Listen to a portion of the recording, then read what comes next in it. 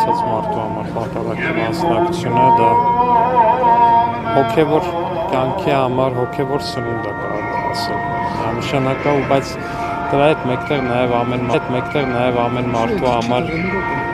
անձնական ու հոգևոր մեծ դեր ունի, որը որ չգիտեմ ինչքանով հնարավոր բառերով արտահայտել ասել։ Ամեն կիրակի տեղի ունեցող պատարագների նկատվում է մարդկանց էլ ավելի հոծ բազմություն, սա ինչով է պայմանավորված, շատերը գուցե դարձի են գալիս այդպես ասած։ Դե դարձի գալու մասով թույլ տվեք գնահատական չտալ, բայց միանշանակ է, որ շատ մարդիկ, ովքեր նախկինում ավելի սակավ էին մասնակցում պատարագների, հիմա շատ ավելի ակտիվ են մասնակցում ու կարելի ասել ամեն կիրակի տեղի ունենում ամենամարդաշատ պատարագը։ Դուք այդ մարդկանց թվում եք։ Այսինքն դուք եք սկսել հաճախ մասնակցել պատարագներին։ Կարելի է այդպես էլ ասել։ 10 arczepiskopոսներ եւ եպիսկոպոսներ հրաժարական են պահանջում, ասում են, որ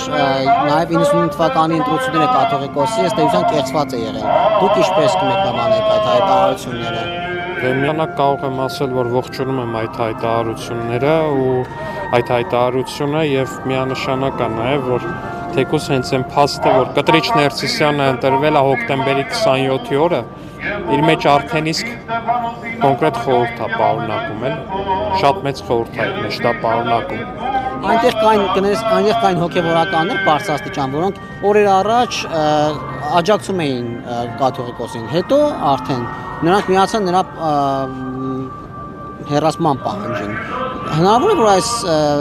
շարունակվի այս process-ը ու ավելի շատ հոգևորականներ միանան, որովհետև հիմա էլ ընդդիմադիր դաշտից ասում են, որ ընդամենը 10-ին 54-ից թե 50 քանիսից։ Դե քանի կար ասում էին ընդամենը մի քահանա է, հետո ասում էին ընդամենը 3 քահանա է, հիմա ասում են ընդամենը 10 arczepiskopos, վաղը լրիվ ուրիշ բան են ասելու եւ վերջում Կտրիչ Ներսիսյանը հեռանալու է, բայց որ նշեցիք այդ փաստը շատ կարեւոր է, որ կային արդյոք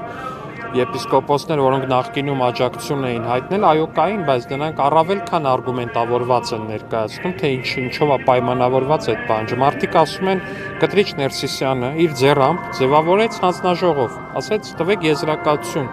Արշակ Խաչատրյանի գործողությունների հետ կապված։ Ասում է հանձնաժողովը տվեց եզրակացություն, որ